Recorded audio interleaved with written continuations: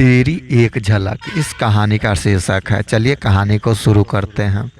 शहर के एक कॉलेज में अरब और प्रिया की मुलाकात लाइब्रेरी में हुई थी। प्रिया एक किताब लेने के लिए ऊंचे शेल्फ पर हाथ बढ़ा रही थी, लेकिन किताब नीचे गिर गई। अरब ने उसे उठाकर मुस्कुराते हुए कहा, ये किताब शायद मुझे पढ़नी थी, लेकिन अब तुम्हारे हाथों में ही अच्छी लगेगी। यही से उनकी कहानी शुरू हुई। क्लास के बाद कैंटीन में कॉफ़ी, मॉल में फिल्म और बारिश में भीगते हुए बाइक राइड। उनकी मोहब्बत हर दिन गहरी होती गई। एक शाम नदी किनारे बैठते हुए प्रिया ने कहा, अरब, अगर कभी हम दूर हो गए तो तुम मुझे भूल तो नहीं जाओगे? अरब ने उसका हाथ पकड़कर मुस्कुराया, पागल हो क्या? अगर सांस लेना न भूलूं तो तुम्हें कैसे भूल सकता हूँ। लेकिन किस्मत को उनकी हंसी रास न आई। प्रिया के पापा ने उसकी शादी अपने बिजनेस पार्टनर के बेटे से तय कर दी। अरब ने लाख कोशिश की, प्रिया ने रोते हुए घर वालों को समझाया, लेकिन प्रिया का पिता नहीं माना। हमारी इज्जत सबसे बड़ी है, मोहब्बत नहीं।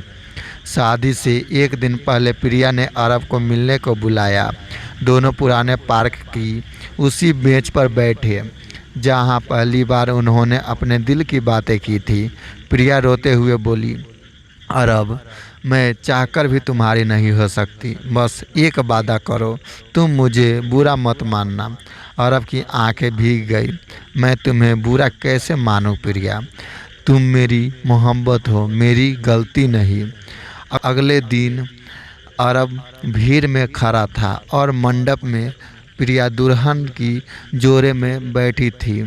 उनकी आंखें मिली, लेकिन होंठ खामोश रहे।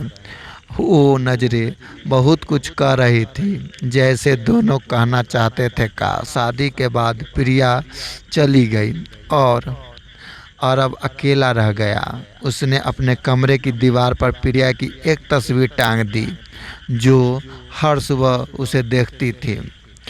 आज भी सालों बाद अरब उसी बेंच पर बैठता है, हवा में वही खुशबू ढूंढता है जो कभी प्रिया लाती थी। आसमान की तरफ देखकर वो भी सिर्फ इतना कहता है, मोहब्बत अधूरी हो सकती है, लेकिन यादें हमेशा पूरी रहेगी, पूरी रहेगी।